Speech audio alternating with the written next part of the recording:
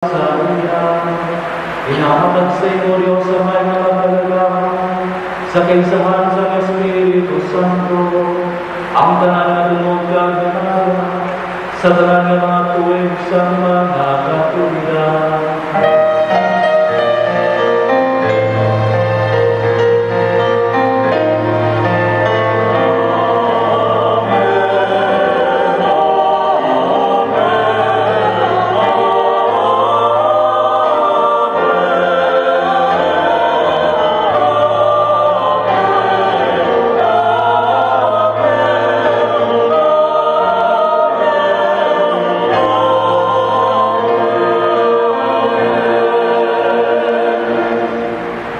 Tungod kay ginsugo sa atong manluluwang sa mga bukid karon sa mga pulo kay gitudlo sa aton.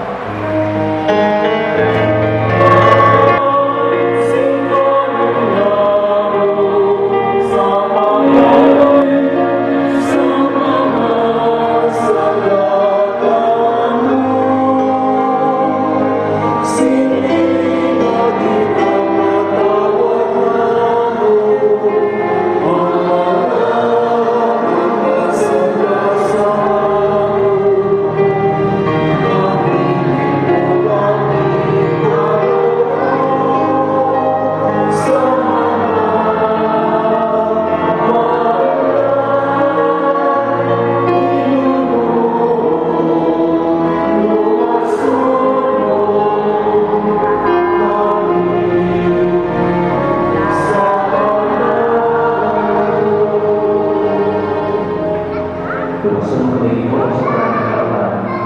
Arabin sa pag-iakit sa mga inagaw. Ulitin na pinagawa sa mga hapon kasalanan. Babalik na pagkakaroon na pagkakaroon sa mga pagkakaroon.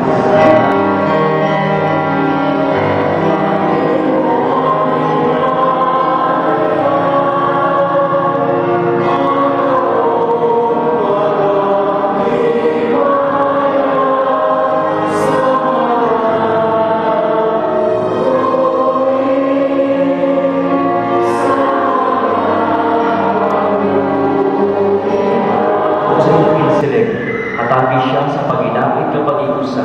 Ikaw ang nagabuhi na nagahari sa tanan ng mga tuig sa mga katuigan. Amen.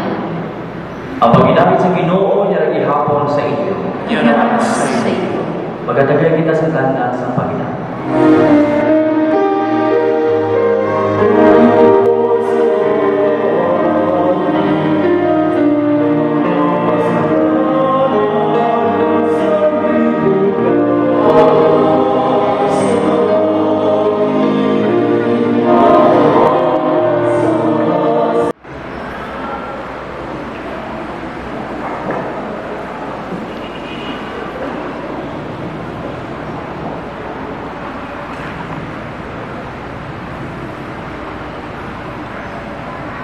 Kaya si Kristo ang Kordero sa Diyos hinatawanan sa mga sanasang kalibutan. Ulahan o ginanapit sa pagpete sa Kordero.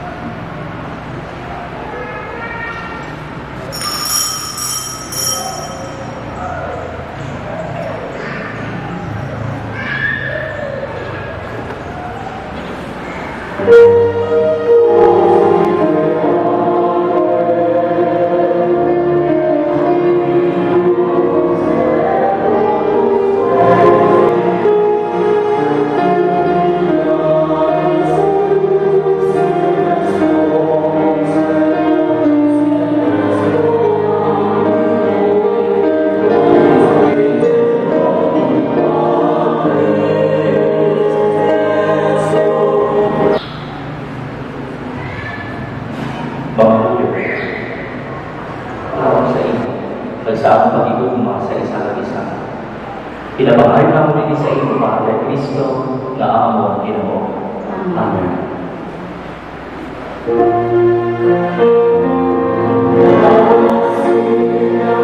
Amen.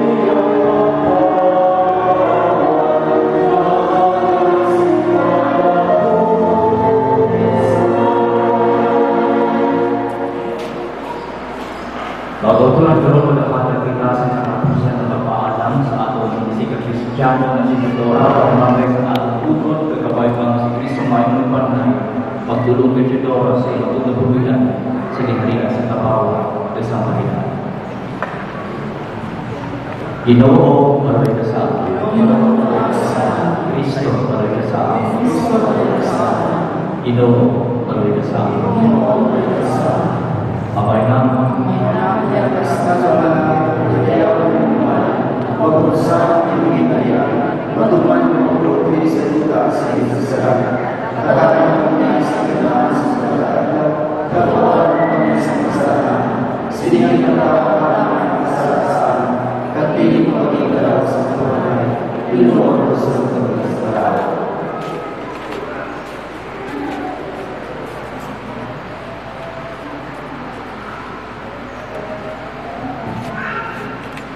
Mga santos ang Diyos na aming isidador, ang ilisang Ginoo karigamo sa pagsugatan sa inyo.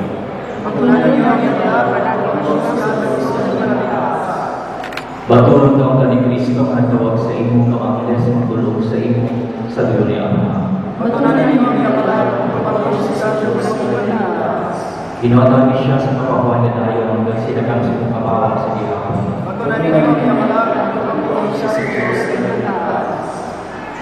O may ginatugyan namon si Chidora sa inyong makamot. Nagasali kami nga sa tanan na matay kay Kristo pagkabanawon siya sa katapusan nga adlaw. Ang iyong magkabot siya po kay Kristo sa gihapon, batuna sa karon sa paraiso, sa pag-iubod sa iyong mga santos, kag sa may mata na dulunan sa kamatayon. Pinapamayo namon ini sa imo, para kay Kristo na among Ginoo. Amen. At tawag siya Ginoo sa kapahuan ni dayon. Magpakuhay unta siya sa Panginoon. Kabay magkalagit ito, katalang-talang sa pangkaniwan sa kaloy sa Diyos, magpakuhay unta sa Panginoon. Amen. Ang Ginoo yaga sa inyo.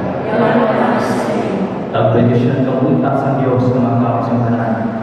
Amay, Anak, at Espiritu Santo. Amen. Lakad ka sa paligugma sa Panginoon na halagang misa para sa Virgin Lord. Salamat sa Diyos.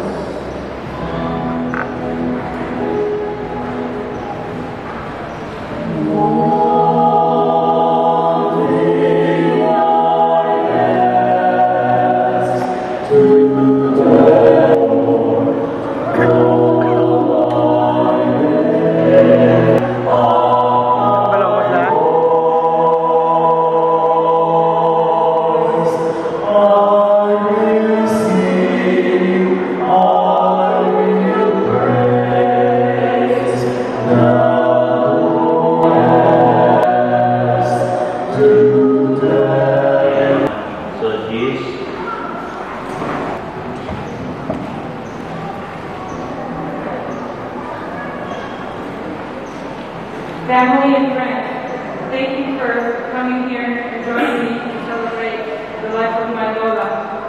For those of you who don't know me, my name is JC, and I am Lola Dora's great-grandchild, or yung Apo niya sa dulo. Although I was not able to see her often, she was the person I spent most of my life with.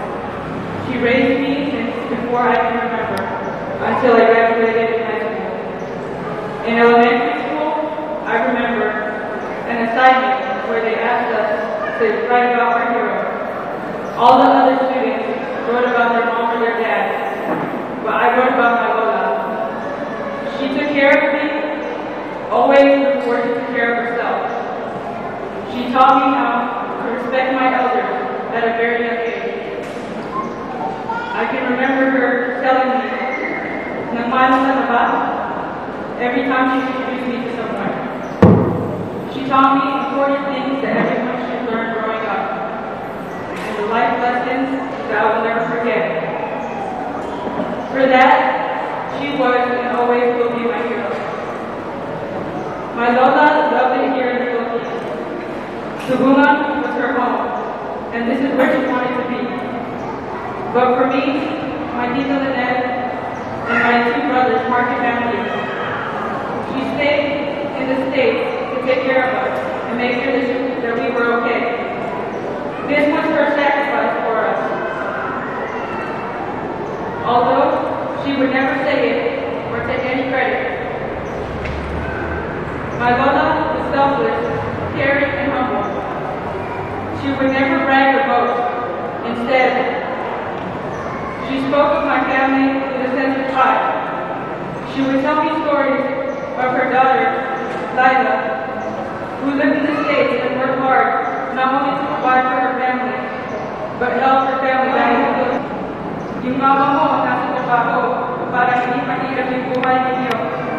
Gayahin mo yung mama mo. When I finished school, it was time for me to decide what I wanted to do.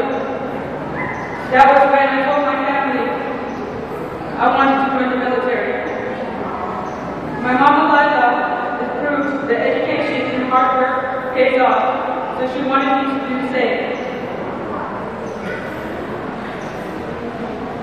My mom, Claire, told me I am her only daughter, and ako ang magulang niya anak, so I understood why. But my Lola, she was different.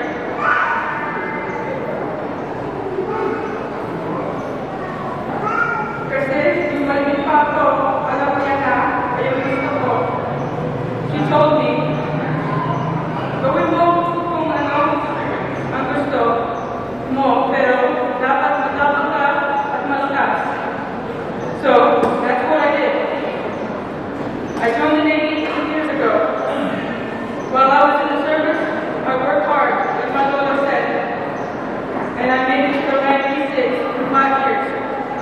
I also found time to go to school and complete my degree because I know the importance of education to my Lola and my family.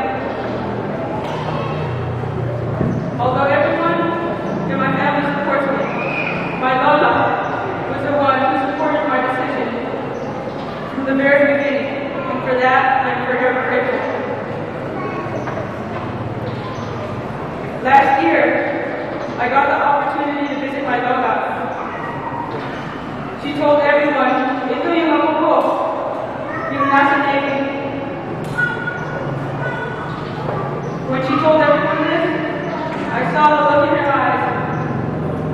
It was the same look that she had when she talked about my mama Lila and my mom Claire. One of my biggest accomplishments to this day is knowing that I made my hero proud. So, thank you Lola for your love and support. We could not have accomplished any of this without you here. We are all grown and we are all here. And thanks to you and your knowledge and wisdom, we'll all be okay.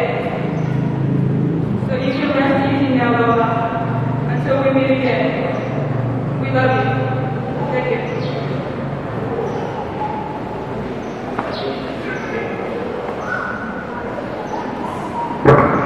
Posisyon ay sa simbahan din ang tuloy. Yan ang naging buhay ni Mama kung hindi pa siya pumapanaw sa mundo. Karamihan sa inyo na nandirito ngayon ay hindi siya doon lang nakikilala.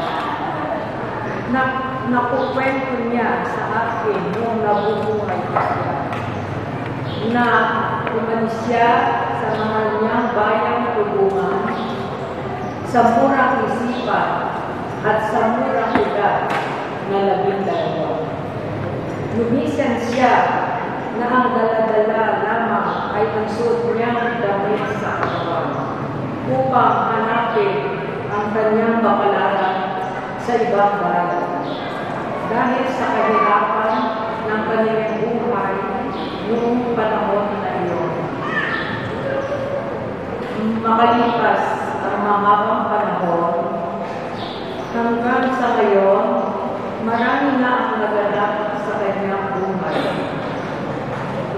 Ang araw ay ginawa niya ang gabi, at ang gabi ay ginawa niya ang araw ng nag-isa.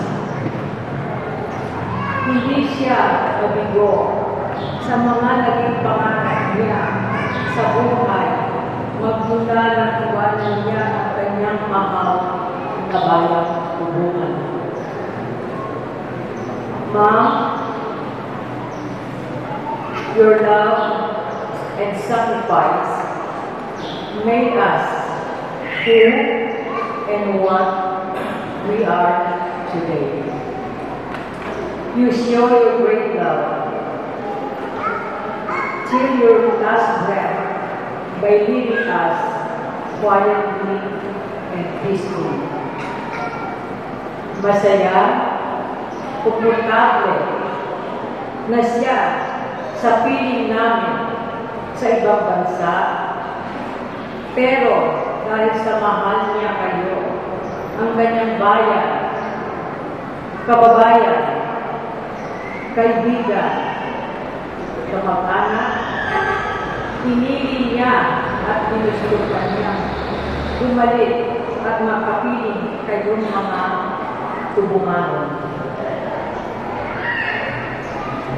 Masaya na niya kayong iniwanan sa kanyang mga kamag-anak, kaibigan at kababayan, sa inyong mga nagmamahal at nang naging bahagi ng kanyang buhay.